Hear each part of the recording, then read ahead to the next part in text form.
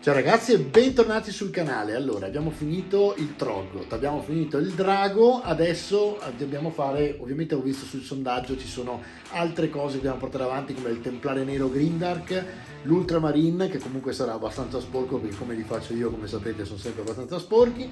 Dopo ovviamente rimaneva il busto del Goblin che in realtà ho visto che non avete votato in tanti ma sarà utilissimo perché è abbastanza semplice, è una bellissima scultura fatta dall'Earth Miniature che è Sculptor, che è diciamo uno dei sponsor del canale, e devo dire che è stato fatto talmente semplice che è bellissimo per la colorazione perché possiamo studiare varie luci sull'elmo che sarà di metallo però tutto arrugginito, e quindi poi con l'aerografo, lo zenitale e magari con i contrast magari da provare per esempio con gli speed paint della Army Painter piuttosto che i contrast, e vedere un po' come viene fuori.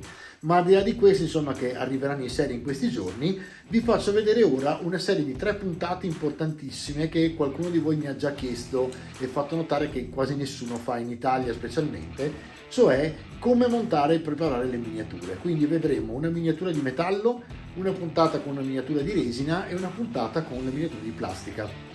Oggi cominciamo con la plastica perché è quella che va più in voga adesso, la maggior parte di voi sicuramente sta comprando miniature della Games Workshop fatte in plastica, e quindi vi faccio vedere innanzitutto tutto il materiale che vi serve e dopodiché ragioniamo un pochino su come si fa a montare. A tra poco!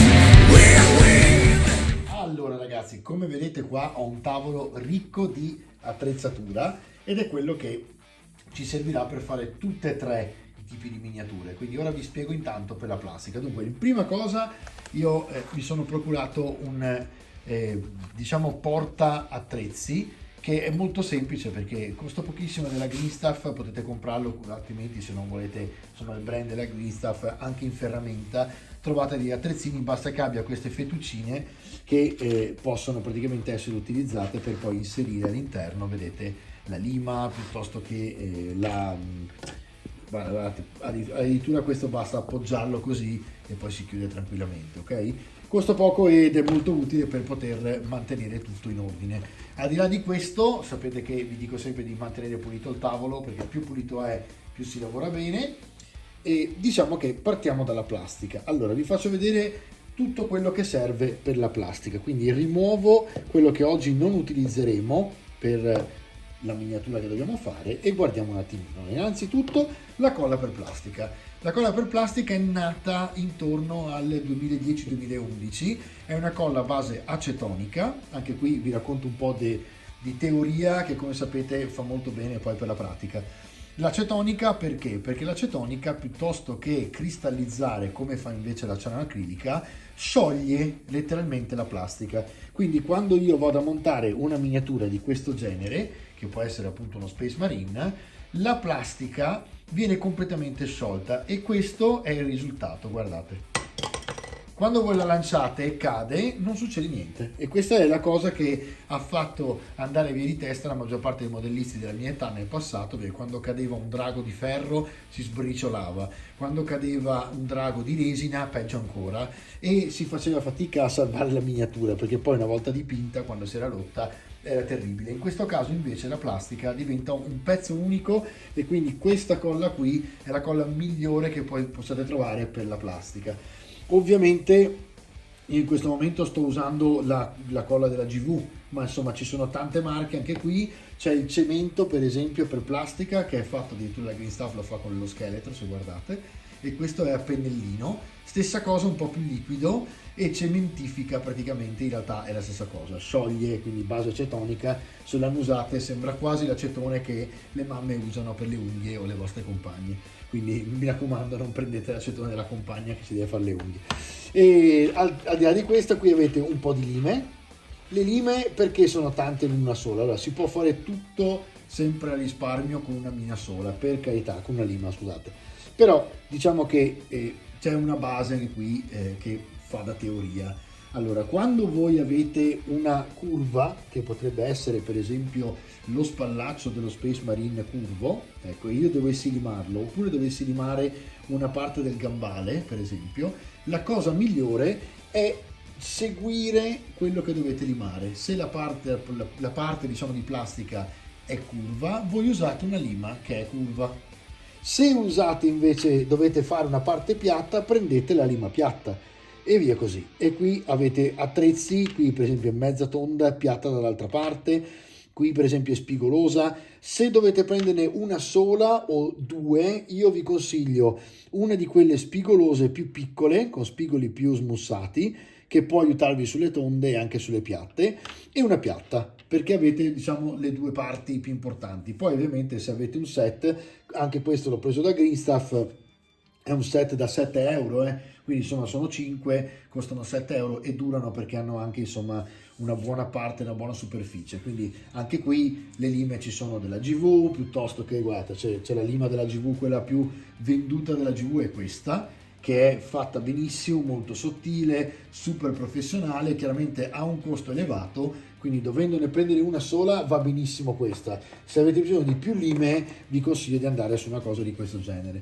E poi avete, io qua vi ho preparato per farvi vedere la nuova della Citadel, le tronchesine che sono il top del top, o anche quelle nuove di Greenstuff. Anche qui siamo a dei livelli fantastici, cioè non sono tronchesine da 2-3 euro, ma sono tronchesini insomma che hanno un certo tipo di lama tagliata bene. Allora, perché si riconosce, da cosa si riconosce che è buona e non invece un po' cheap? Dal fatto che intanto la molla che la fa tornare indietro deve essere molto buona, perché quando voi tagliate è comodo che torni indietro sulla mano, perché così potete continuare a tagliare. La cosa importante è che da un lato sia completamente concava e dall'altro sia piatta. Il piatto ci serve per questo motivo. Visto che oggi abbiamo da montare una miniatura, vi faccio vedere il Black Templar Castellan che ho preparato proprio ringraziando sempre Sam di Arcadia che ovviamente mi ha aiutato nell'acquisto, e vi faccio vedere un attimino come si fa. Allora, voi aprite ovviamente la confezione, e qui parlo ovviamente a quelli più nuovi che hanno iniziato da poco Warhammer, vogliono cominciare a capire come funziona, e funziona in questo modo. Dietro avete praticamente già qualche istruzione, vi fa vedere come dovrebbe venire finita la miniatura. All'interno della confezione, che in questo caso è del personaggio singolo, troverete le istruzioni e la miniatura. Questo che vedete all'interno, che è ovviamente la miniatura smontata, si chiama sprue. Lo sprue è una cosa che sembra incredibile, ma adesso è fatto completamente al computer, ma per completare diciamo uno sprue di questo genere la Games Workshop ha degli stampi che possono costare anche 21.000 euro l'uno, quindi uno stampo di acciaio, ovviamente ne stampano milioni e ci guadagnano, se no non lo farebbero, però per farvi capire insomma che quando avete una cosa di questo genere non è un giocattolo ma è un modellino, nonché una scultura eccezionale di uno scultore, quindi c'è un lavoro dietro che è gigantesco. Allora, al di là di questo, dentro trovate la basetta ovviamente che è tonda, e cominciamo a smontare. Quello che ci serve ora è avere una tronchesina che abbia un'ottima parte piatta dietro. Perché? Perché il piatto della tronchesina andrà verso la miniatura, mentre la parte concava andrà dalla parte opposta. Questo perché facendo in questo modo e tagliando, io riesco a tagliare semplicemente più vicino possibile alla miniatura, facendomi restare il meno possibile da limare. C'è chi non lima nemmeno addirittura, e fa un'operazione di taglio con degli attrezzi che sono comunque utili, fatti per limare, praticamente passando come se fosse un coltello di taglio. Io preferisco limare, quindi è solo una questione di scelta. Prendo in questo caso la tonda, ok, e limo semplicemente dove vedo che è rimasto un pochino di bianco della plastica. Lo riconoscete perché lo vedete. Quello che è importante è limare prima bene tutto, perché poi quando andate ad assemblarlo non dovete avere parti sporgenti che magari vanno a rompere le scatole alla miniatura. Ora ho tagliato un pezzo a caso, ma tagliamo seguendo le istruzioni. Dentro praticamente una confezione trovate le istruzioni della GV che sono fatte benissimo, perché vi colorano addirittura i pezzi facendovi vedere quello che è dietro e quello davanti, vi differenziano, vedete? Quindi è molto semplice. E vi faccio vedere. Allora, loro dicono di tagliare dallo sprue, che è uno solo, quindi in questo caso non avete delle lettere, altrimenti troverete nelle confezioni multiple lettere A, B, C, D, e quando vedete A1, B1 è il numero 1 dello sprue A piuttosto che lo sprue B. Da qui andate a tagliare il numero 1 e il numero 2, che sono ovviamente le due parti del corpo, parte piatta verso la miniatura, come vi dicevo. In un attimo, vedete, tagliate, addirittura è quasi irrisorio il fatto di mettersi a limare, ma insomma è per essere precisi, perché tagliate così bene con una tronchesina fatta bene che non serve praticamente mettersi lì a limare. Ecco qua. Allora, sempre parti tonde in questo caso, limiamo semplicemente con la punta quello che non ci interessa vedere. Lo riconoscete perché vedete le parti bianche, quindi per esempio questa, qui c'è una parte piatta, mi prendo la mia lima piatta, visto che ce l'ho, e faccio in modo che diventi tutto piatto, perché poi questo andrà a finire sulla basetta e non voglio che abbia sporgenze che mi impediscono la totale, diciamo, aderenza alla basetta. Poi qui abbiamo questo pezzo di gambale che va limato, perché ovviamente è liscio, e voilà.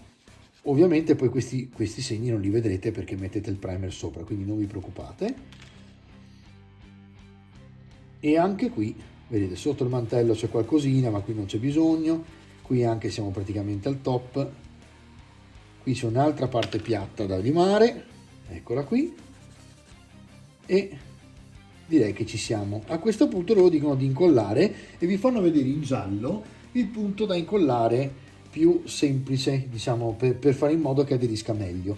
Quindi voi prendete la parte dell'istruzione e cominciate a far colare la colla per plastica.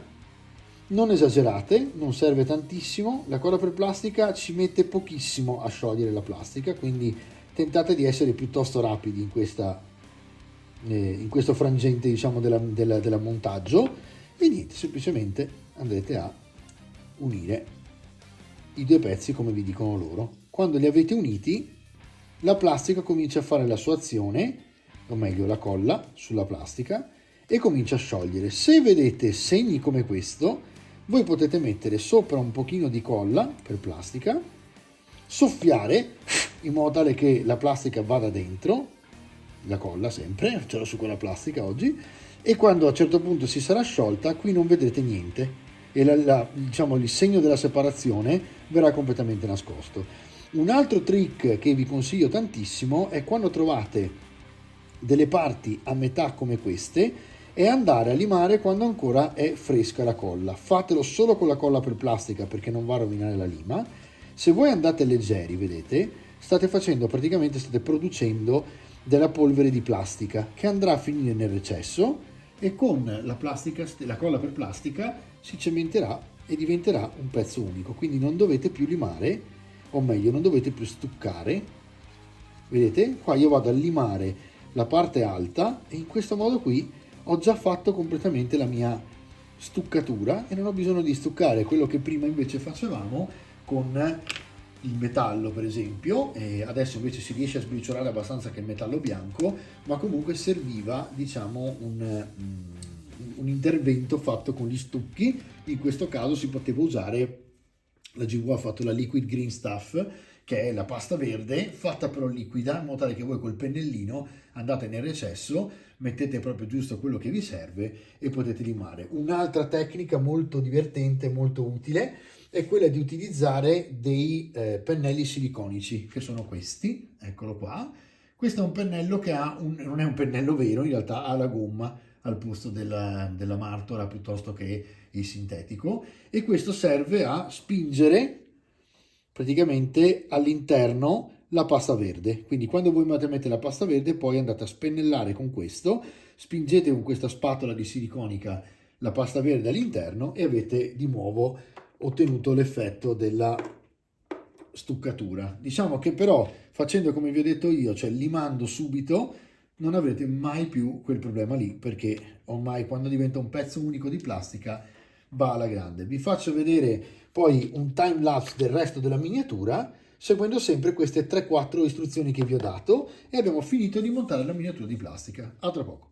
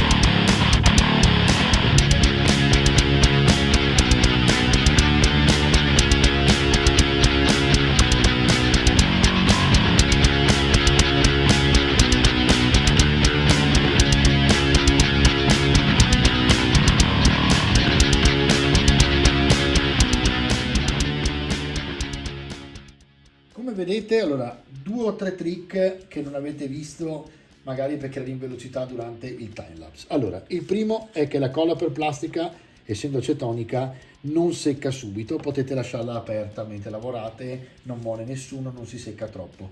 Secondo trick, che se si secca basta praticamente che voi la rimuovete con le dita così.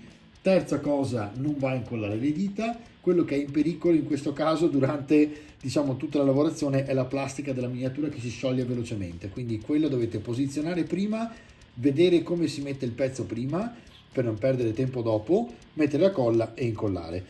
Ultimo trick, come vedete questo è un po' annerito perché mi è capitato che non venisse fuori la colla, perché a volte si tappa, diciamo, e diventa un po' gommosa, però rimane all'interno del tubicino di ferro. Voi con un accendino, e mi raccomando ai più piccoli di farlo in un posto dove siete protetti al sicuro e senza incendiare la casa, andate leggermente sulla punta a scaldare la punta, la colla si scioglie subito, siete a posto.